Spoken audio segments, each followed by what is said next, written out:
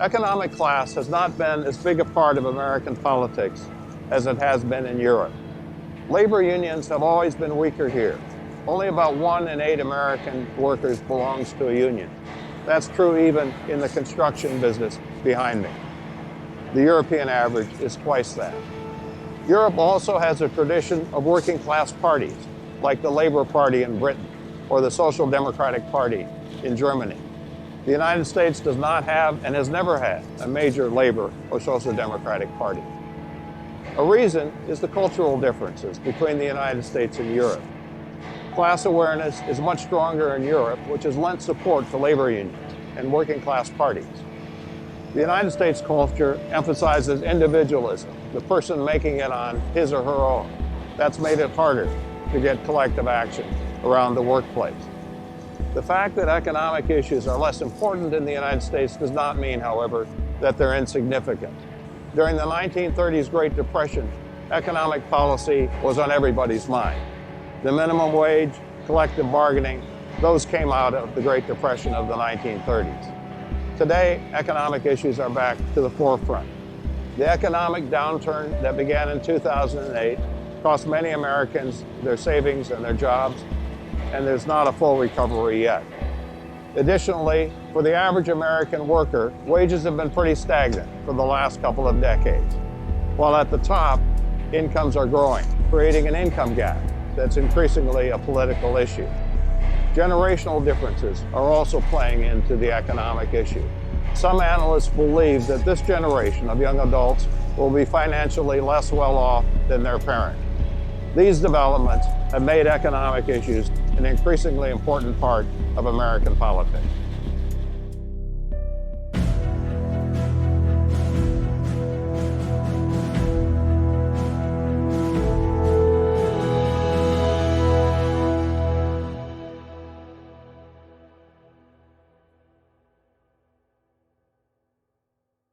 In this session, we'll look at economic class through the lens of government policy. Class refers to people who share the same economic status. Some people are well off and are collectively referred to as the upper class or the wealthy.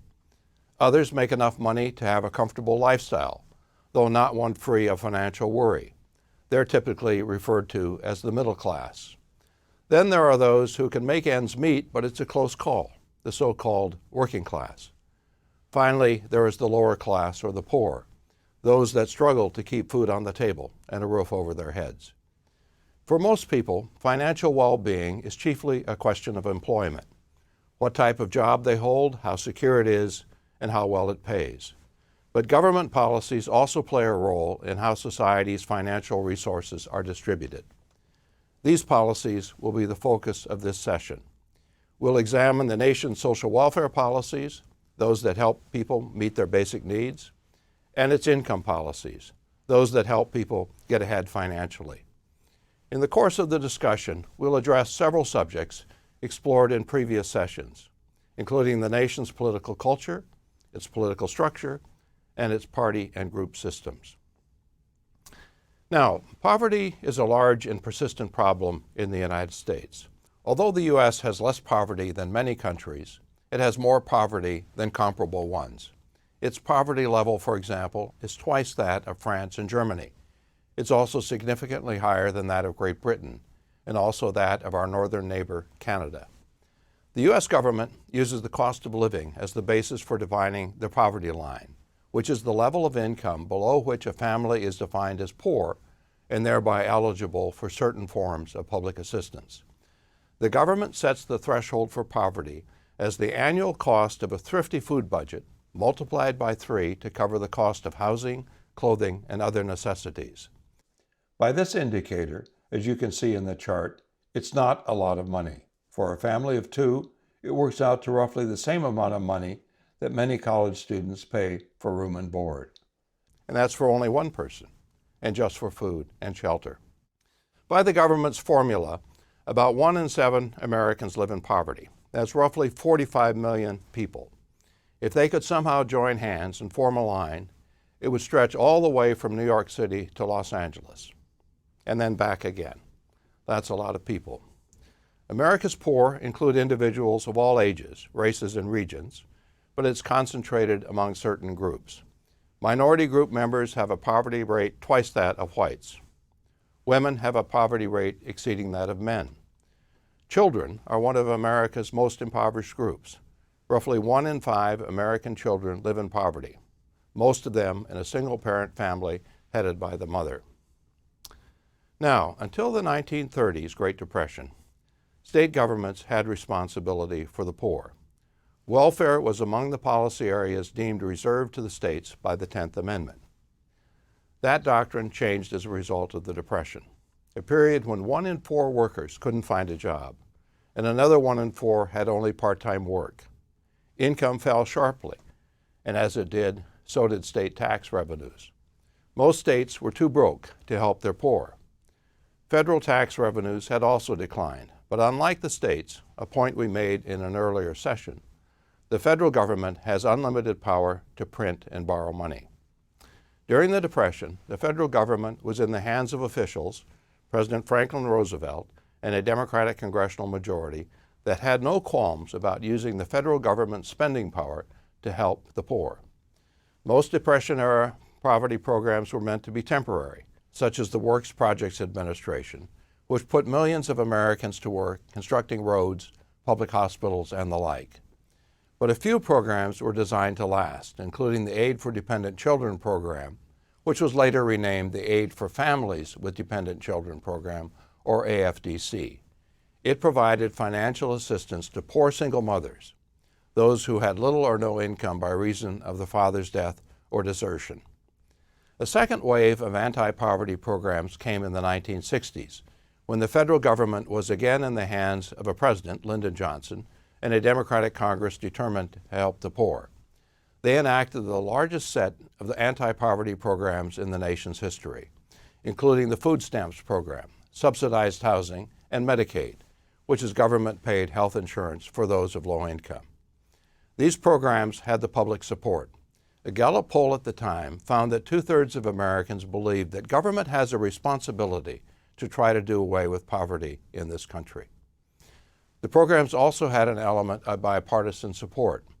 Republican lawmakers from New England and the upper Midwest states of Minnesota and Wisconsin, the strongholds of the party's progressive tradition, strongly backed the new programs.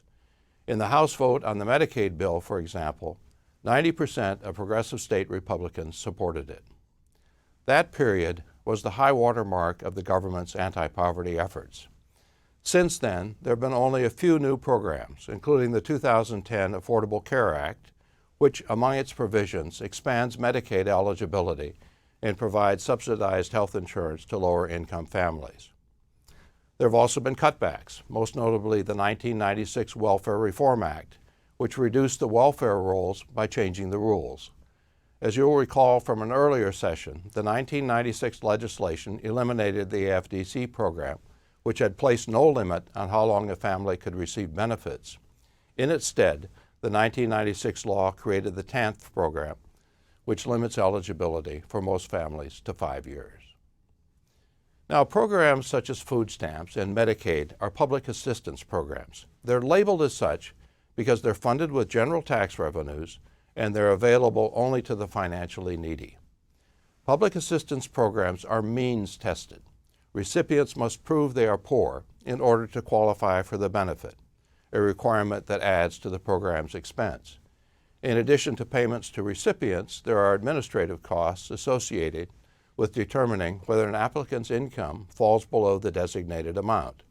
These costs account for about 10% of federal spending on food stamps and about 5% on Medicaid. Means testing is consistent with America's culture of individualism, the belief that people should be self-reliant. That belief supports the notion that public assistance should be available only to those who can prove that they're unable to make it on their own. The distinctiveness of the American approach can be seen by comparing the U.S. healthcare system with many of those in Europe. In those cases, residents of all income levels are entitled to government-paid medical care. If they become ill, they simply go to a clinic or hospital for treatment at government expense, no questions asked. In contrast, Americans receive government-paid health care only if they meet the eligibility criteria. Even then, to be eligible, they must apply beforehand for insurance and prove that they are too poor to buy it on their own. There's another feature of the American welfare system that's distinctive. Consider, for example, the difference in the monthly assistance payments to poor families depending on where they live. The payments range from less than $300 a month to $500 a month and more. So what explains the difference? Do you think it's because the locations differ in their cost of living, or because the locations are in different states? It's the second one. Because of America's federal system, most public assistance programs, although funded primarily by the federal government, are administered by the states, which have a degree of control over benefits and eligibility. As this map shows, there is considerable variation in the amount of family assistance that states provide. Some states provide more than $500 a month, while some provide less than half as much. The average across all the states is roughly $400, but the range is wide. Now, public assistance programs are not America's only social welfare policies. These policies also include what are called social insurance programs. As the name implies, they are based on the insurance principle. Individuals must pay into the program in order to receive the benefits. Social Security is the leading social insurance program. Established in the 1930s as part of Franklin Roosevelt's New Deal, it provides monthly Social Security benefits to retirees who paid Social Security tax on their income while working. The current tax rate is 6.2%. That amount is deducted on payday from workers' wages. Social Security is an entitlement program. This means that if an individual meets the eligibility requirement, he or she is entitled to the designated benefit. Government cannot decide one day to cancel an entitlement program or to grant the benefit to some previously eligible recipients while denying it to others. Public assistance programs don't offer this type of protection. They are not entitlement programs. The poor do not have an unqualified claim to benefits. Government can choose at will to cancel such a program or change its eligibility criteria, as in the case of TANF, which reduced the length of time a family can receive public assistance. Now, when Medicaid, health care for the poor, was enacted in 1965, Congress also enacted Medicare, which is health care for retirees. Unlike Medicaid, which is a public assistance program, Medicare is a social insurance program. As is the case with Social Security, it is financed by a special tax, currently 1.45% on workers' wages. Social Security and Medicare are federal programs in their entirety. States do not administer them or have a say in eligibility or benefits. Accordingly, recipients get the same level of benefits regardless of where they reside. Social Security and Medicare are highly efficient programs in that they do not require a large bureaucracy to check and recheck recipients' eligibility. When workers reach the prescribed age and conditions of eligibility, they automatically qualify for the benefits. Less than 1% of Social Security spending is eaten up by administrative costs. Medicare is more administratively complex in that it involves payments to doctors and hospitals. Even so, according to a Kaiser Family Foundation study, only about 2% of Medicare spending is for expenses other than patient care. In contrast, some private insurance companies, which seek to make a profit and heavily market their products, spend up to 20%, 10 times the amount for Medicare, on non-patient care. Now, Social Security and Medicare are not poverty programs in a literal sense. Recipients come from all income groups. In fact, the higher one's income while working, the larger the Social Security payment upon retirement. Such individuals pay more in Social Security taxes during their working years and accordingly get a larger benefit when they retire. The average monthly benefit is about $1,200, but some recipients get less than $1,000, whereas others get more than $2,500. As it happens, families in the top fifth by income receive more in Social Security and Medicare benefits than the poor receive in total on food stamps, housing, and dependent care. Nevertheless, Social Security helps to keep millions of Americans out of poverty. About 1/4 of America's elderly have no significant monthly income aside from what they receive from Social Security.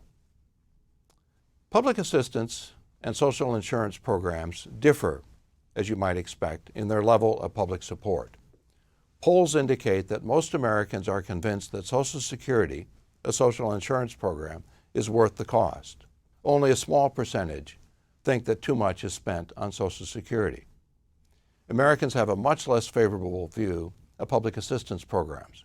A large number of Americans think that government spends too much on these programs.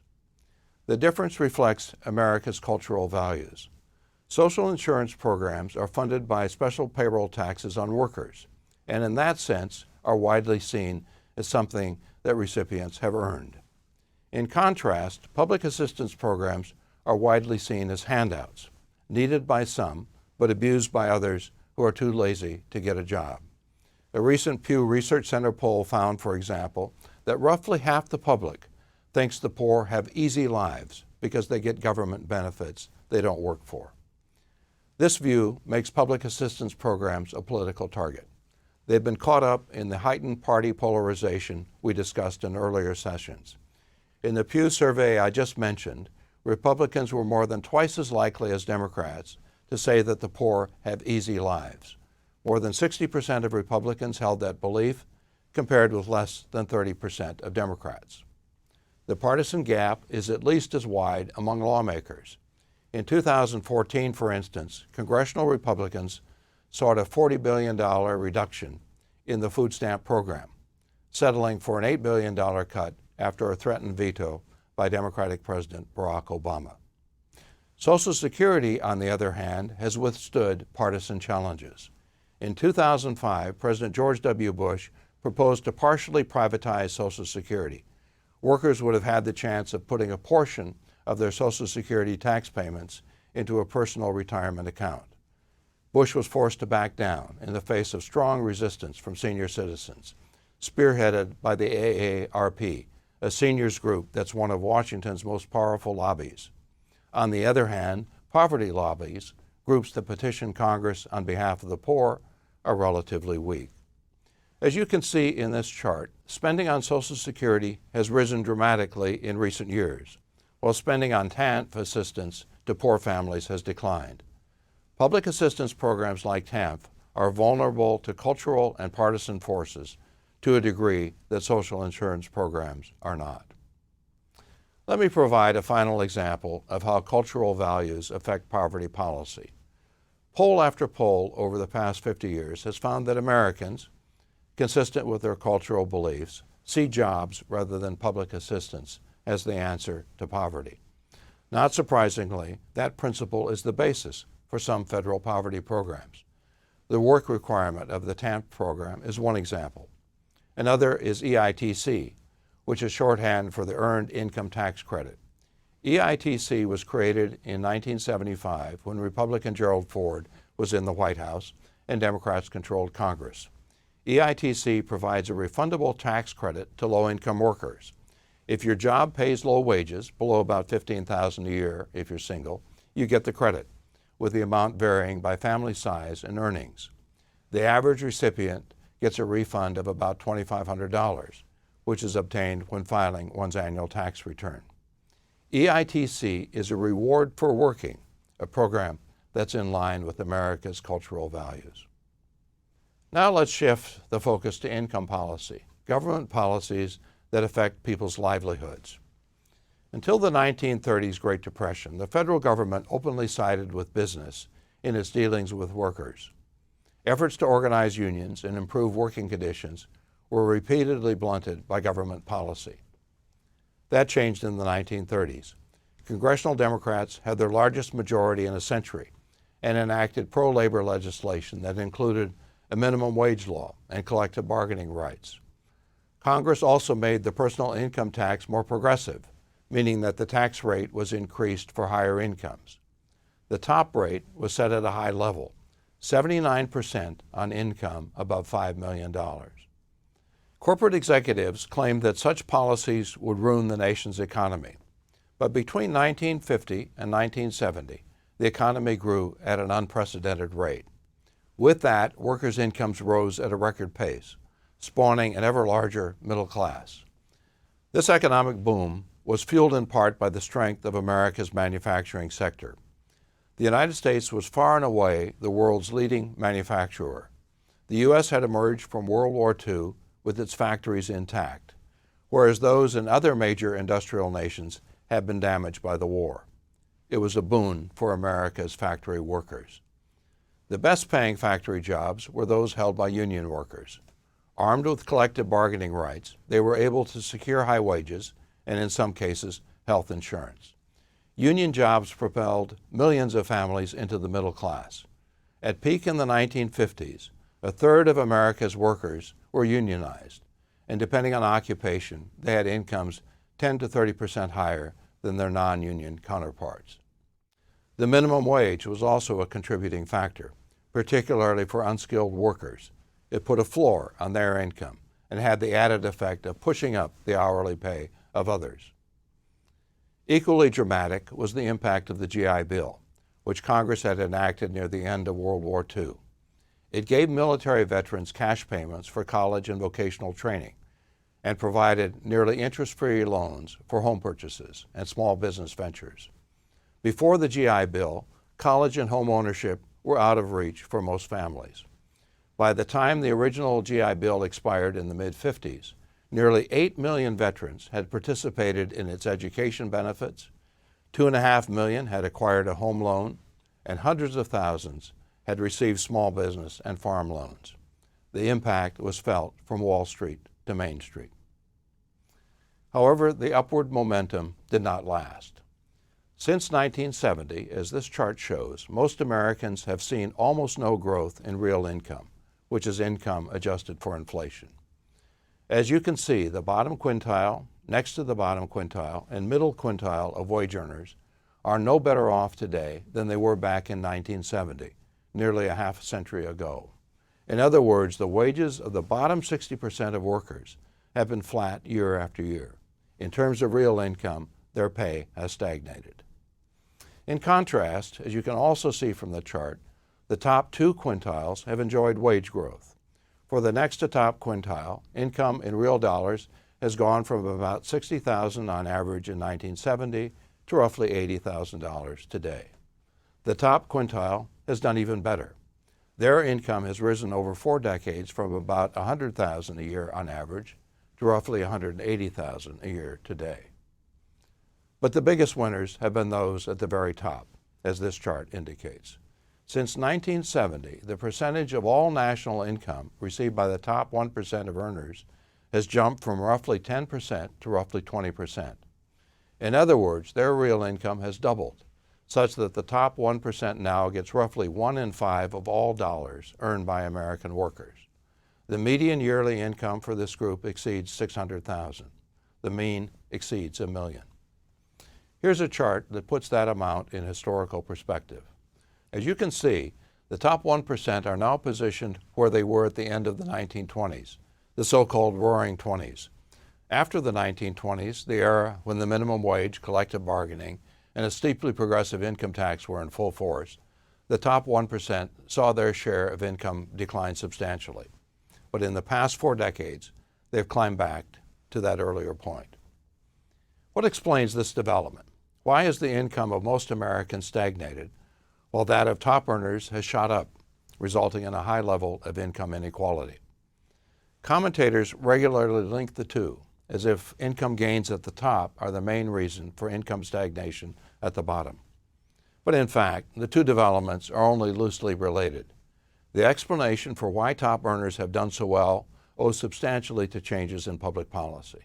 In contrast, the explanation for wage stagnation owes chiefly to changes in the structure of the nation's economy.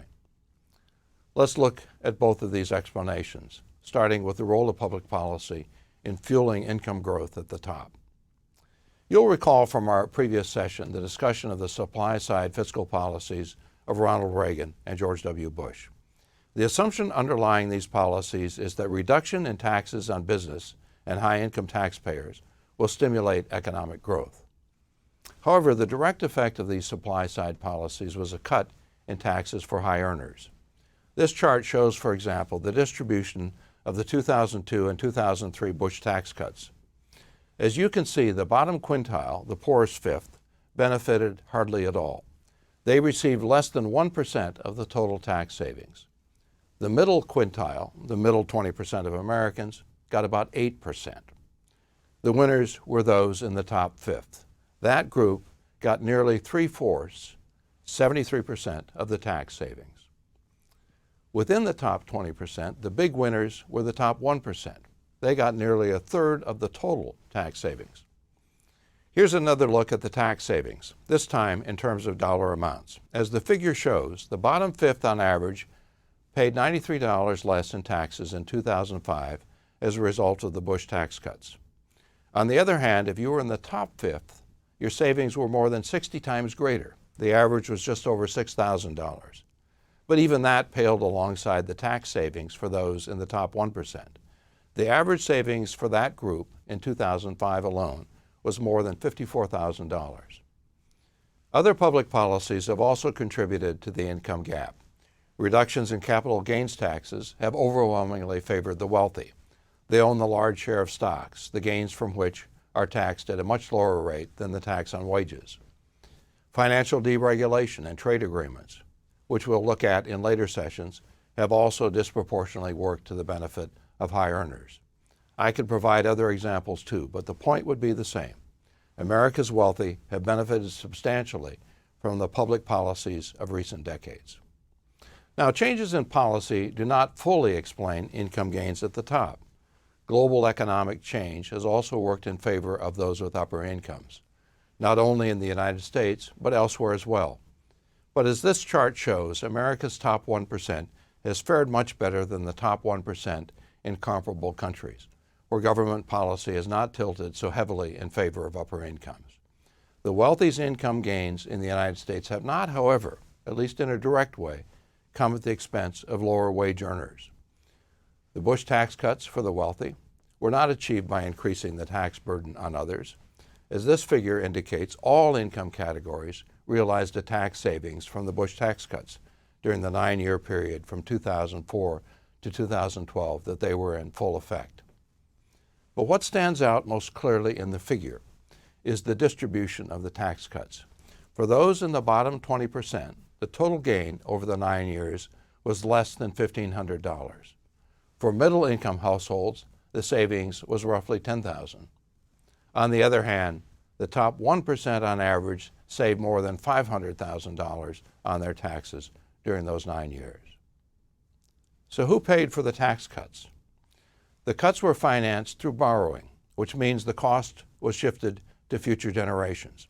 The Congressional Budget Office estimates that the Bush tax cuts added about $1.6 trillion to the national debt, not including interest on the borrowing.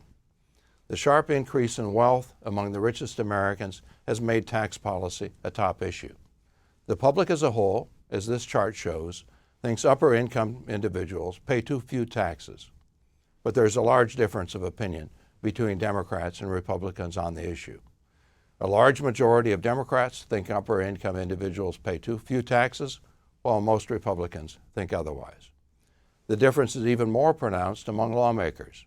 Congressional Democrats have repeatedly pressed for increased taxes on the wealthy, opposed at each step by Republican lawmakers.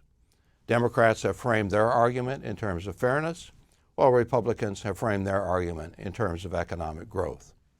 Neither side has shown any willingness to compromise. In 2011, for example, a congressional deadlock over taxing and spending nearly led the U.S. for the first time in its history to default on its debt obligations. Now let's turn to the problem of stagnant wages. As I indicated, the story here is mostly one of changes in the U.S. economy. The manufacturing sector economy that America had after World War II, with its well-paying factory jobs, has given way to a service sector economy.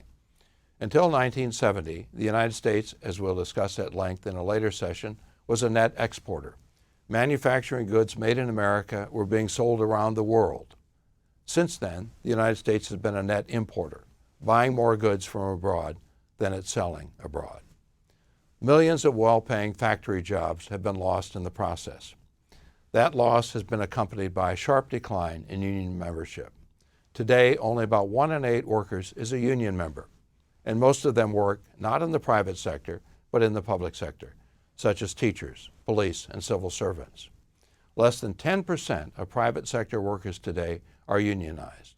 Economist Lawrence Michel has estimated that as much as a third of the wage erosion among some categories of workers owes to the decline of private sector union membership.